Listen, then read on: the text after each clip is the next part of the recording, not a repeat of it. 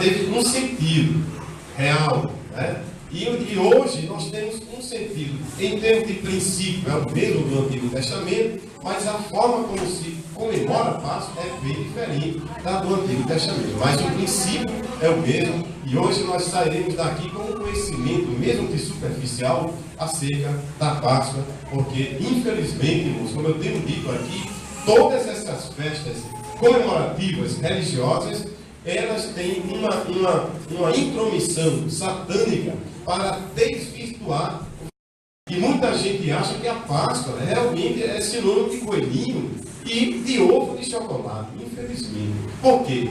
Onde você liga na televisão, você vai ver isso. Sábado eu vi uma cozinheira lá do sul, sudeste, na televisão, orientando as pessoas a fazerem um banquete de Páscoa, né, mais econômico, né? Recorte de jornal, uma coisa mais econômica. E ela colocou lá coelhinho, colocou ovo de chocolate, mas não se fala do verdadeiro sentido. Então, para quem não conhece a palavra de Deus, se você só se baseia na mídia, o que é que a mídia passa para você? Só isso. Então você vai achar, vocês sabem, irmãos, que uma mentira repetida, ela se torna uma verdade aceita. De tanto se mentir, você não conhece a verdade, você vai sendo enganado. Né? Então, aqui nós não somos enganados. Por incrível que pareça, eu já vi crente dando entrevista na televisão, irmãos, isso tem uns 4, 5 anos. O cara chega em ovinho de chocolate. Não, vou levar para o meu filho, não sei de que, um monte crente. Imagina, olha o desconhecimento. Aqui só desconhece quem quer, só desobedece quem quer. Se você entrar nessa de coelhinho e de ovo de chocolate, lembre-se, Deus vai cobrar de você, porque quando você não conhece, é diferente, mas quando você passa a conhecer, você agora tem consciência do erro, então você vai errar se quiser. Irmãos, a Páscoa é uma das datas comemorativas mais importantes do nosso calendário. Atualmente tornou-se uma data tão comercial que poucos lembram ou conhecem seu verdadeiro significado. Como já disse, volto a repetir, o comércio entra, sabe, inspirado por Satanás, claro, mas o comércio tira proveito disso, irmãos, para vender. Eu estava lendo uma reportagem, isso já deve ter uns 20 dias que eu estava lendo a reportagem, que mostra que por conta da crise, a crise está muito grande aqui no país, é uma crise local, por conta da corrupção, e por conta disso, as empresas que fabricam chocolate, o que é que elas estão percebendo? Porque elas fazem pesquisa, né? São empresas ricas, e o que é que elas viram? Que as pessoas estavam sem dinheiro. Então, o que é que elas fizeram para esse ano? Diminuíram o tamanho do ovo para cobrar menos. Elas não tinham como manter aqueles padrões de gramas e baixar o preço. Então, elas diminuíram o tamanho para baixar mais o preço. E mesmo assim, pelo que eu vi, pelo que eu estou vendo, não está vendendo bem. Eu estava vendo uma mulher essa semana, ela dando uma entrevista, dizendo que ela está fazendo, como é que se diz, ovos, esses ovos de chocolate, e vem conseguindo vender 50% mais barato do que as empresas realmente grandes. Né? Então a crise está grande, ela está conseguindo vender para muita gente, mas infelizmente a Páscoa se resume a exatamente esse ovo chamado da Páscoa. Não tem nada absolutamente a ver com o ovo da Páscoa. Isso aí só faz irritar Deus. Por quê? Porque tira o foco principal, que a Páscoa é hoje, a morte e ressurreição de Cristo. Agora imagine você trocar tudo isso, irmão, por um ovo e um coelhinho. Imagina que situação desgastante para Deus está lidando com isso. E tem um outro detalhe, além de haver um engano espiritual e, consequentemente, um prejuízo espiritual, há um prejuízo também financeiro, porque você vai gastar com uma coisa totalmente desnecessária. Nós estamos aqui neste culto comemorando a Páscoa, mas não estamos gastando dinheiro, estamos aqui rememorando, relembrando todo o sacrifício que Jesus fez na cruz do Calvário para morrer por mim e por você, serem indígenas. Não precisa você gastar um centavo sequer. Cuidado com as crianças aí, que o colégio tem sido a porta do inimigo para colocar na mente de vocês exatamente esses conceitos que não têm absolutamente nada a ver com Páscoa bíblica. Então, vocês que são crianças, que ainda não têm maturidade, lembre-se, se forem falar na escola e pedirem para vocês participarem disso, não participem, porque em participando, vocês, crianças daqui que são orientadas, vocês estarão desagradando esse Deus maravilhoso. Ninguém fique achando que por não participar daquela festinha que os colégios fazem, né, um chapeuzinho com duas orelhonas de coelho, ninguém vai ficar doido não, ninguém vai ficar perturbado não, vai ficar se você exatamente entrar. Por quê? Porque vai estar desagradando a Deus. A Bíblia nos diz para vocês, crianças, que é melhor, Pedro ele disse isso, importa antes agradar a Deus do que aos homens. Pastor, eu fui saber ali na escolinha, vou botar a Rebeca. Aí eu estou falando para ela, evangélica, que ela é sábado, né? Não dá para botar sua filha aqui. Porque vai ter festa de São João, festa disso, a bichinha vai ficar só olhando, aí vai ser ruim para a menina. Eu, não quero mais não. Irmão, não é não, irmão, não é não. Infelizmente, se você não botar numa escola que seja essencialmente evangélica, que tem algumas poucas aqui na cidade, vai sofrer isso. Agora, Paulo nos dá um recado dizendo que se a gente não quiser conviver com pessoas erradas, que praticam coisas erradas, a gente vai ter que fazer o que, irmãos? Sair desse mundo. Então não sai, mas mesmo com toda a tentação, a sua filha vai ter que estudar, né? E eu não sei se por aqui, talvez aqui não tenha uma escola essencialmente evangélica. Então cabe a quem? Aos pais ensinarem. Ninguém, irmãos, olhem crianças, ninguém fique achando que vai ficar lelé da cuca porque não vai participar disso não. Não fica. Aqui às quintas-feiras, a tia Meire está aqui, fazendo tudo com a Bíblia. E nós temos compromisso com a palavra de Deus e não com a tradição maligna que vai de encontro à palavra de Deus. Então as crianças da Vila Redenção estão orientadas. Não entrem. Se a professora quiser impor primeiro, está descumprindo a Constituição. Porque na Constituição do nosso país, no artigo 5º, fala da liberdade de culto. Cada um faz o que quer. E nós fazemos, não o que queremos, mas o que a Bíblia manda. Por isso, crianças, não embarquem nessa, porque vocês são algo mais fácil, né? Alguém pediu a palavra ou não, né? De acordo com a Bíblia, irmãos, os descendentes de Abraão, Isaac e Jacó viviam como escravos há mais de 400 anos no Egito. A fim de libertá-los, Deus designou Moisés como líder do povo, né, do povo hebreu. Isso você vai encontrar em Êxodo capítulos 3 e 4. Então o que aconteceu? Vocês sabem que o povo hebreu se tornou escravo no Egito. Começou com quem? Quem se lembra? Quem foi o primeiro a ir para o Egito? Quem se lembra? José. Então, através de José, é que depois os familiares vieram por causa da fome, né? Vieram os familiares, ficaram lá, ele mandou que trouxesse o pai, e ali, daqui a pouco, a família hebreia cresceu demais.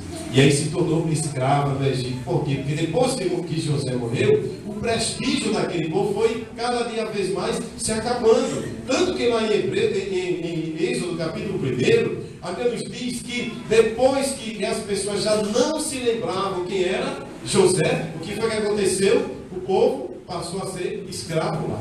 E aí depois dessa escravidão, era uma mão de obra barata, por que não dizer de graça, e ninguém queria perder. Mas o povo estava crescendo demais, e o povo do Egito estava preocupado, porque era a quantidade de homem muito grande, né? E por conta disso, aí Deus resolveu em dado momento fazer cumprir exatamente o que ele tinha prometido a Abraão, que era uma terra, a Canaã para onde eles iam, uma terra prometida. Então eles passaram aqui mais de 400 anos, e aí chegou um ponto que Deus disse, não, tá bom, esse povo já pagou o primeiro que tinha cometido, agora vou libertá-los, né?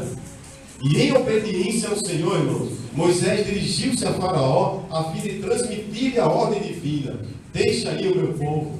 Olha aí, Moisés, lá no capítulo 4 de Êxodo, você vai encontrar ali Deus enxertando ânimo em Moisés, porque ele não queria ir. Por que ele não queria ir? Aí alguém pode criticar, mas espera aí, Deus manda e ele não foi? Irmãos, coloque-se no lugar de Moisés para ver se é fácil você obedecer a Deus. Irmãos, Faraó era um rei, e como rei, ele tinha um regime totalitário. E o que é um regime totalitário? É aquele que o mandatário manda em tudo. Ele era o próprio rei, o faraó, ele representava sozinho os poderes executivo, legislativo e judiciário. Se você chegasse à presença do rei com uma mensagem que não agradasse, o que era que ele faria? Mandava matar você na hora, não tinha esse negócio de julgar não, matar. Então não era tarefa fácil. Ele ficou com medo. E para Deus enxergar ânimo nele, Deus se fez mostrar que realmente era Deus de milagre. E qual foi o milagre que ele promoveu? Quem se lembra? Aquela vara, tinha uma vara na mão de Moisés, e ele disse: Moisés, o que é que você tem na mão? Se eu tenho uma vara, vara não serve para nada, não serve para guiar alguma coisa assim, né? Ou para tanger o gado, alguma coisa assim naquele tempo antigo. Para conscientizar o rei da seriedade da mensagem, Moisés, mediante o poder de Deus, invocou pragas como julgamento contra o Egito. Irmãos, maldito aquele, irmãos, que desobedece à ordem de Deus. Irmãos, a Bíblia nos diz em Miqueias capítulo 1, versos 3 e 4, que Deus, quando se levanta, irmãos, algumas versões falam se levanta, falam que ele se levanta do trono. Coisas terríveis aqui acontecem, aqui neste mundo. E quando Deus se levanta do trono, irmãos, é porque o homem está promovendo tanta coisa ruim, tanto pecado, que cheira mal ao olfato de Deus e vem exatamente a lapada do nosso Deus. E aí aquele homem, por ele está desobedecendo a Deus, Deus se mandando pragas, e aquele homem com coração duro foi resistente. Mas o que acontece, irmãos, que no decorrer de várias dessas pragas, Faraó concordava deixar o povo ir, mas a seguir voltava atrás uma vez a praga assustada. Por quê? Porque, irmãos, eu já disse aqui várias vezes que é fácil você se opor a Deus ou desobedecer a Deus quando está tudo bem. O que era que acontecia com esse Faraó? À medida que Deus mandava praga, ele ficava com medo, né? Que eram pragas terríveis, que açoitavam o povo e ele também, e ele liberava para o povo ir. Mas ele se arrependia, um arrependimento hipócrita, e dizia: Moisés, ora ao Senhor para ele sustar que eu vou deixar. Aí Deus sustava aquela praga, e o que era que acontecia com ele? Voltava a castigar o povo. Mas, irmãos, a paciência de Deus, irmãos, ela é infinita em relação ao tempo. Ou seja, a paciência de Deus é infinita, não tem fim. Mas em relação a pessoas individualmente, ela tem fim, sim. A paciência de Deus foi se esgotando, irmão. A sua Bíblia diz, irmãos, lá em Gálatas capítulo 6, versículo 7: não erreis, Deus não se deixa o quê? Escarnecer os seus zombados. Deus não vai permitir que homem nenhum zombe dele. Se alguém tentar zombar contra Deus, vai cair do cavalo, vai quebrar a cara, porque Deus não deixa ser zombado. A paciência de Deus se esgotou. E o que foi que aconteceu, irmãos? Soou a hora da 10ª e derradeira praga, aquela que não deixaria os egípcios nenhuma outra alternativa, senão a de lançar fora os israelitas.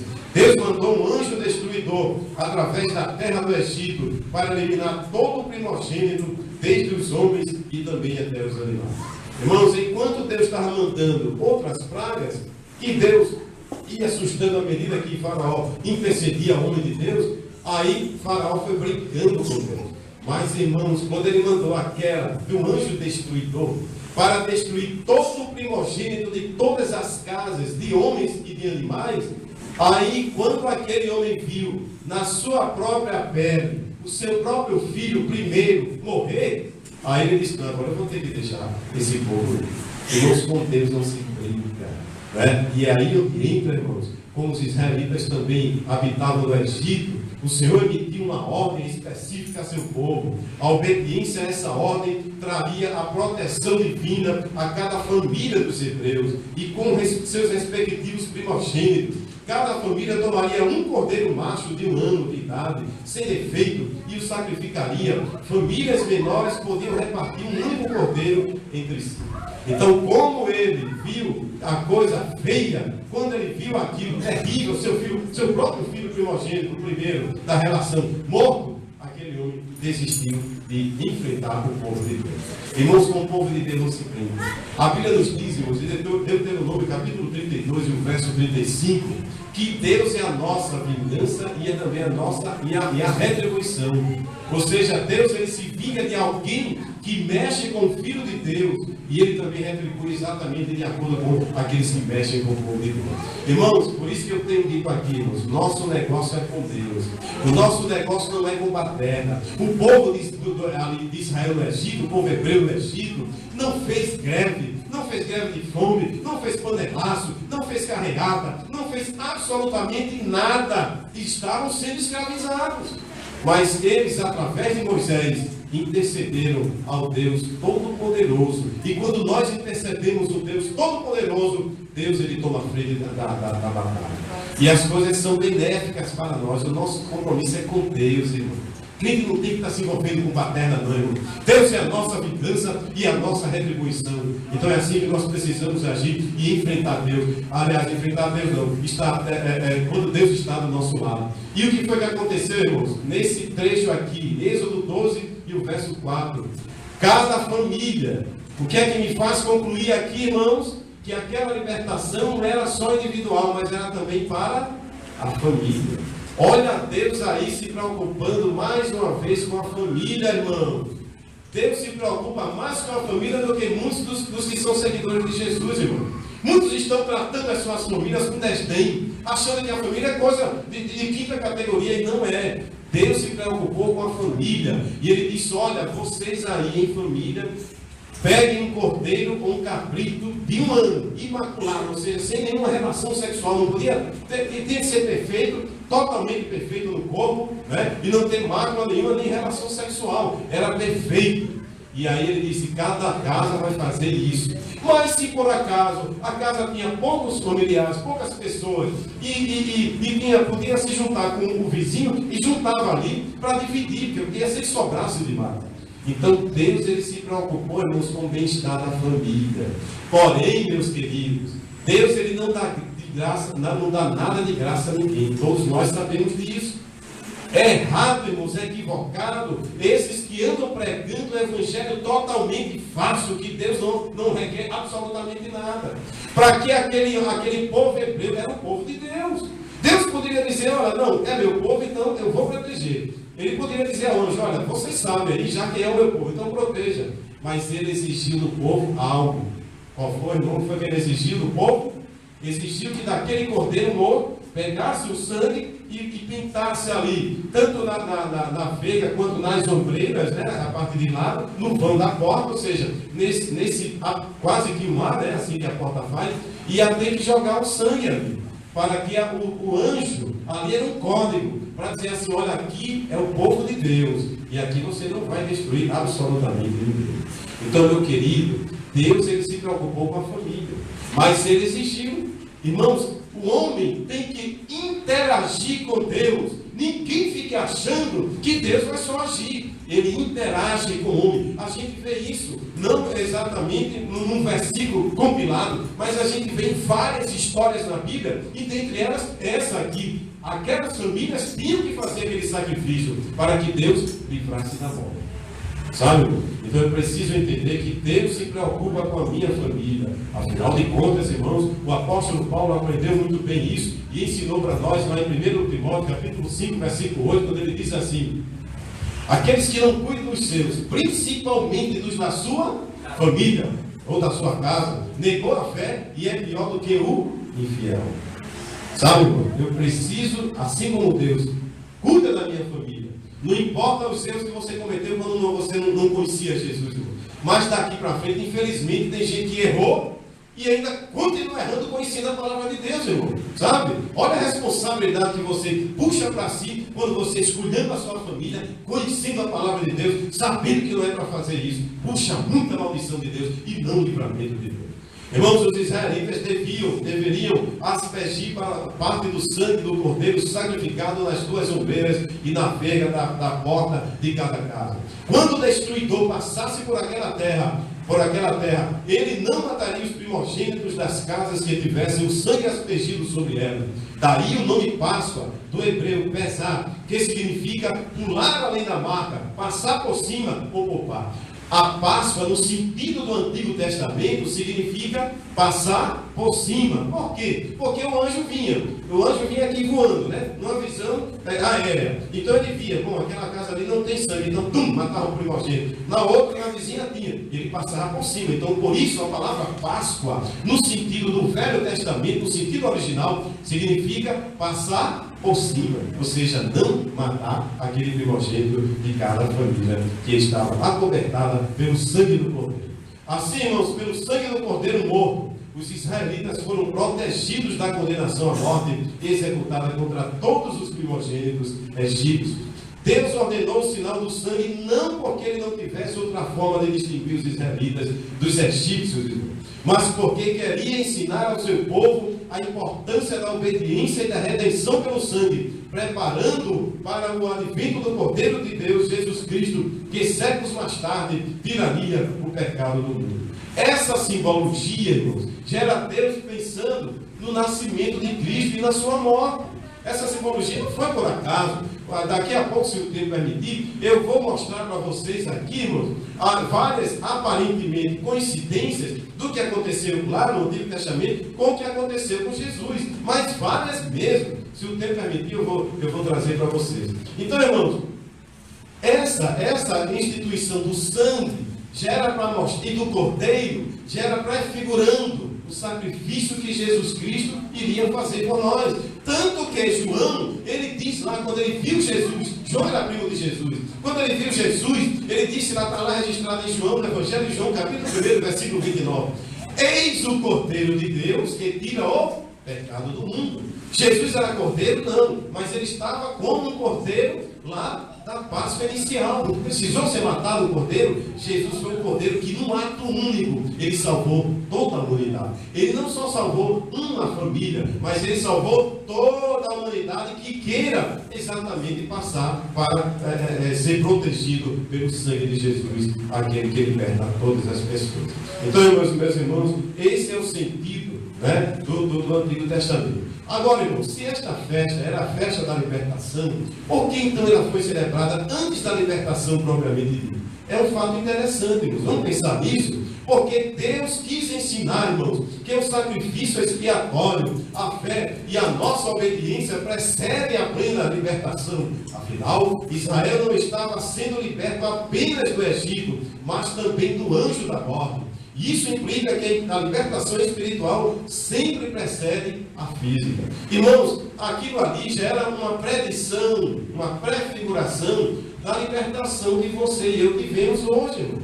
Nós saímos do Egito. O Egito representa o quê, irmãos? O mundo escravizador. A Bíblia nos diz em 1 João, capítulo 5, versículo 19, e sabemos que todos somos de Deus, mas o mundo todo jaz no maligno. Então, irmãos, esse mundo, ou seja, o Egito, para nós representa o mundo. Quando você estava escravizado pelas drogas, quando você estava escravizado pela prostituição, quando você estava escravizado pela bebida, era uma escravidão, irmão. As pessoas acham equivocadamente que quando elas bebem, quando elas se drogam e pegam as mulheradas por aí, eles acham equivocadamente que são livres.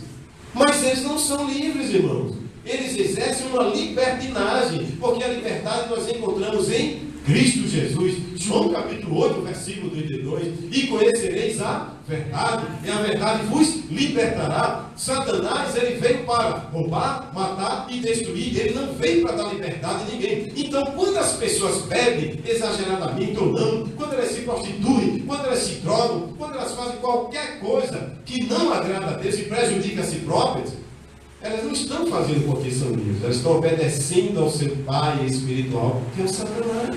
Só existem dois pais espirituais, Deus e o diabo. Ou a pessoa serve a Deus, ou a pessoa serve o diabo. Porque Jesus disse que é impossível alguém servir a dois senhores, ou você agrada a um, ou desagrada o outro, e vice-versa. Então, irmãos, isso aqui nos traz um entendimento de que Deus não libertou primeiro para depois fazer a Páscoa. Sabe por quê? Porque primeiro vem a libertação espiritual e depois vem a libertação física. Aliás, afinal de contas, Jesus ele disse em João capítulo 8 e o versículo 33: se pois o Filho vos libertar, verdadeiramente sereis livres. Sabe o que significa isso? Se o Filho lhe libertar primeiramente espiritualmente, aí depois você passa a ter uma liberdade plena física. É por isso, irmãos, que antes de Deus libertar aquele povo, ele primeiro exigiu sacrifício de libertação espiritual. Porque no momento em que aquele pessoal ofereceu aquele sacrifício, aquele cordeiro,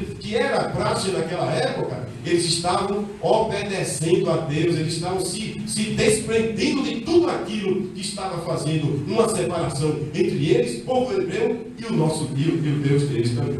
Então é preciso que nós entendamos e teremos esta lição também. Irmãos, a lei dizia que o cordeiro teria que ser sem defeito algum, senão ele não poderia ser sacrificado ao Senhor. Deuteronômio capítulo 15, versículo 21, está escrito isso, Deus exigia que o que fosse oferecido como animal não podia ser humano, não podia ser cego, tinha que ser perfeito, porque para o nosso Deus nós temos que oferecer o melhor. 1 Coríntios capítulo 10, versículo 31, Paulo fala isso de um ou com outro linguajar. Quer comais, quer bebais, ou façais outra coisa qualquer, fazei tudo para a glória de Deus. Eu tenho que dar o melhor para o Senhor, meus queridos. E o que aconteceu? Jesus, irmãos, agora vem as comparações. Os minutos que me restam, eu vou fazer agora algumas comparações. Jesus foi achado sem defeito diante de todos depois de profundo exame e só depois foi crucificado. Jesus foi julgado. Mas as autoridades da época, o que foi que todas disseram? Eu não estou vendo culpa nenhuma nesse homem. Aí arranjaram, sabe, um artifício que existia na época, de que na época da Páscoa, né, eles tinham que pegar alguém, um bandido, e dar para o julgamento popular para ver quem seria crucificado. Mas as autoridades competentes da época não encontraram em Jesus defeito nenhum. A sua Bíblia diz em Hebreus capítulo 4, versículo 15, ratificando ou confirmando isso, irmão, diz assim, que Jesus em tudo foi tentado, mas sem pecado. Então, do mesmo jeito que aquele cordeirinho lá, nessa época aqui, lá no Antigo Testamento, precisava ser sem mácula, sem pecado, sem defeito nenhum, Jesus foi esse cordeiro, irmãos. Só que ele fez um sacrifício único para salvar a mim e a você. E é por isso, meus irmãos, que nós precisamos entender isso. Que precisamos comemorar a Páscoa, precisamos sim. É um ato religioso? É. E a Bíblia nos diz no versículo 14, do capítulo 12 de Êxodo, Deus exigiu que aquele fosse feito em memória com estatuto perpétuo. Enquanto vida nós tivermos, nós temos que fazer isso, agradecendo, lembrando, irmãos, do sacrifício que Jesus, o Cordeiro de Deus, fez por mim e por você, seres totalmente indignos, irmãos. Tendo em vista que o sacrifício do Cordeiro Pascual era suficiente para justificar os hebreus diante do destruidor, o sacrifício de Cristo também foi suficiente para justificar o homem diante de Deus, contemplando a justiça divina. Do mesmo jeito que Deus instituiu, foi o próprio Deus, mandou que eles separassem um cordeiro, né, para que aquele cordeiro justificasse a saída daquele povo. Deus providenciou o cordeiro dele, Jesus Cristo, para nos justificar hoje perante esse Deus. Nós precisamos entender, irmãos, que quando nós falamos de Páscoa, vem na nossa mente a indignidade desse momento, irmãos. Nós somos seres indignos, nós não merecíamos tamanho sacrifício que Jesus fez por mim e por vocês, irmãos, seres totalmente indignos, porque aquele que se acha melhor ainda não é reto diante de Deus, porque a Bíblia nos diz, irmãos, lá em 2 Crônicas, capítulo 6, versículo 36, lá pelo meio, né, Salomão, antes de entregar o templo, ele fez uma oração ao Senhor, e olha o que é que ele diz, irmãos, ali pelo meio, porque não há homem que não peque.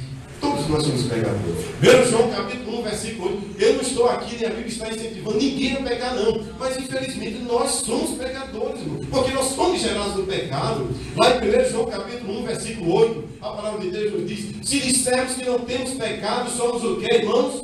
Mentirosos, e não há verdade em nós.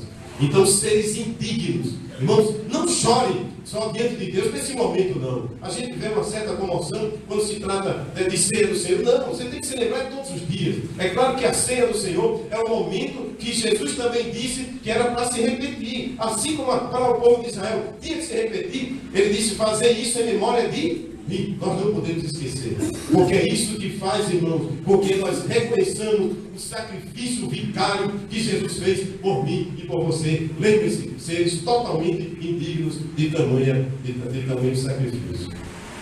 Irmãos, interessante, outra coisa que eu anotei aqui, que Jesus disse assim, irmãos, e disse-lhes, desejei muito comer convosco esta Páscoa, antes que padeça, porque vos digo que não a comerei mais até que ela se cumpra no reino de Deus. E tomando o cálice e havendo dado graças, disse, tomai-o e reparti-o entre vós, porque vos digo que já não beberei do fruto da vide, até que venha o reino de Deus. E tomando o pão e havendo dado graças, partiu e deu aos seus amigos, dizendo, isto é o meu corpo, que por vós é dado, fazer isto em memória de mim. Semelhantemente tomou o cálice, depois da ceia, dizendo, este cálice é o novo testamento do meu sangue, que é derramado por vós. Irmãos, nesse episódio, ocorrido pouco antes da prisão e da morte de Cristo, Ele introduz naturalmente a ceia como substituta da festa pascual no Antigo Testamento. Hoje, irmãos, a nossa Páscoa, ela tem que ser sempre. A nossa denominação faz a Páscoa uma vez por mês. Aquilo é uma Páscoa. É a lembrança do sacrifício, da morte de Jesus e a ressurreição de Cristo para salvar a mim e a você. Então, Páscoa hoje, irmãos, não é só nesse período não. Onde os calculistas calculam que é uma data móvel, no começo da primavera, então é uma data, vocês podem ver que é uma data móvel. Não é só agora não, irmãos. Na realidade, a Páscoa ela tem que ser individualmente diária. Eu preciso nunca esquecer. Jesus disse: fazer isso em memória de mim. Nunca esquecer da minha mente, claro, desculpe minha redundância, que Jesus morreu por mim e por você. E essa é a verdadeira Páscoa. Irmãos, se nós trocarmos o verdadeiro sentido da Páscoa por negócio de coelhinho, aquele bichinho dentucinho e ovo de chocolate, sabe o que você está dizendo com isso? Sabe o que você está fazendo? Você está menosprezando todo o sacrifício que Jesus fez. Imagine. É terrível, né, irmãos? Satanás realmente engana as pessoas e vai falar isso a uma pessoa comum. Eles não vão aceitar, não vão. Mas nós aqui aceitamos porque nós cremos na Bíblia, irmão. A Bíblia é o livro que baliza, o que norteia, o que dá sentido à vida do cristianismo. Eu tenho dito por aí, qualquer coisa, tudo que estiver fora da Bíblia, pode ser qualquer coisa, irmãos, menos exatamente o cristianismo autêntico. O cristianismo autêntico se baseia única e exclusivamente na palavra de Deus. Interessante que eu estava vendo hoje aqui, vocês sabem que aqui em Alagoas tem alguns interiores que fazem aquela encenação da chamada Paixão de Cristo. Eu estava vendo e ouvindo hoje uma atriz local aqui no interior dizendo: não, é muito emocionante. Ela estava interpretando Maria, ela dizia: é muito emocionante participar disso aí, né? Mas é emocionante só não, irmão. Porque aquilo ali é uma peça teatral que ensina o que Jesus fez. Ali eles estão ganhando dinheiro com aquilo. Eu preciso me lembrar, não é em peça teatral não, eu preciso me lembrar da peça teatral diária na minha vida. Eu não posso esquecer jamais. Se Jesus, sem derramamento de sangue, não há o que, irmãos? Não há remissão de pecados. Jesus morreu para que eu e vocês pudéssemos hoje ser felizes.